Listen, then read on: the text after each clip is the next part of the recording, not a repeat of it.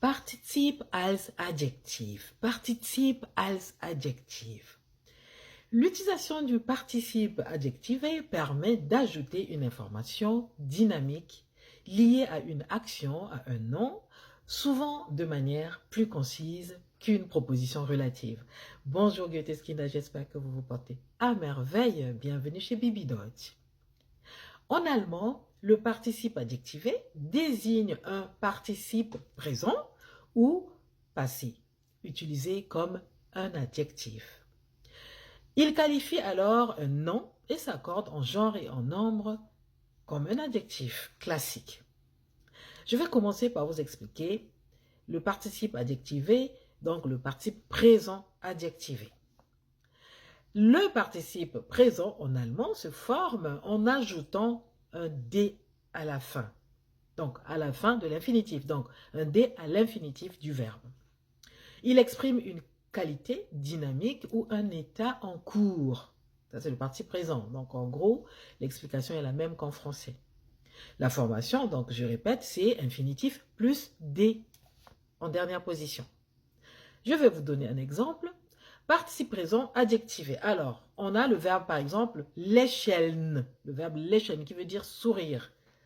Je vais vous donner donc une phrase. Ein lächelndes Kind. Ein lächelndes Kind. Donc, un enfant souriant. Le verbe schlafen, le second exemple, qui veut dire dormir. On va dire donc ein schlafender Kind. Ein schlafender Hund, par exemple. Ein schlafender Hund. Donc, un chien dormant. Donc, un chien qui dort. Passons maintenant au participe passé adjectivé. Donc, ça veut dire le participe de als Adjektiv. Participe 2 als Adjektiv. Le participe passé en allemand est utilisé comme adjectif pour exprimer un état résultant d'une action passée. Donc, pour mieux expliquer, donc l'état qui résulte de ce qui s'est déjà déroulé, on va dire ça. Donc, le participe passé de, généralement, se forme avec le préfixe ge, donc le GE, pour les verbes réguliers et irréguliers. Par exemple, le verbe brechen, qui veut dire casser. Je vais vous donner une phrase. Ein gebrochenes Fenster. Ein gebrochenes Fenster. Donc, une fenêtre cassée.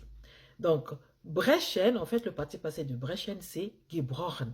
D'où gebrochenes Fenster, parce qu'on dit das Fenster. Ça s'accorde en genre et en nombre comme un adjectif. Passons au verbe kochen. Donc, l'exemple sur le verbe kochen. Kochen veut dire cuisiner. Par exemple, die gekochten Kartoffeln. Die gekochten Kartoffeln, donc les pommes de terre cuites. Et concernant l'accord et la déclinaison du participe adjectivé, je vais vous expliquer. Les adjectifs, les participes adjectivés suivent la déclinaison forte, faible ou mixte selon le déterminant qui les précède. Donc, quand on dit la déclinaison forte, faible, ça, vous n'êtes pas obligé de mémoriser, vous n'êtes pas obligé de le savoir, mais c'est toujours bon à entendre. C'est-à-dire, il existe une déclinaison faible, forte et mixte. Donc ça, c'est un autre cas. On n'en parle pas aujourd'hui si vous voulez. Je pourrais vous en parler prochainement. Donc, pour récapituler, au nominatif, on peut avoir donc ein laufender Hund, un chien courant. À l'accusatif, on peut avoir ich sehe einen laufenden Hund. Je vois un chien courant, donc qui court. Au datif, on peut avoir mit einem laufenden Hund. Donc, vous voyez, ça s'accorde comme un adjectif.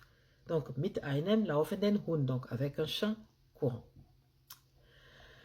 Voilà, donc, pour marquer la différence entre le participe 1 et 2, le participe 1, c'est une qualité active. Je peux vous redonner un exemple. Ein brennende, Moment, je vais dérouler. Ein brennende Kerze. Ein brennende Kerze, une bougie brûlante. Le participe 2, c'est une qualité résultative.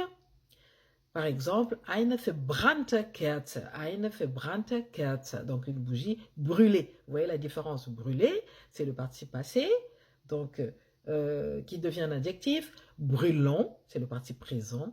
Ou brûlante, qui devient un adjectif. Ihr seid jetzt dran. J'attends vos exemples dans les commentaires. C'était Bibi Deutsch. Osez apprendre l'allemand.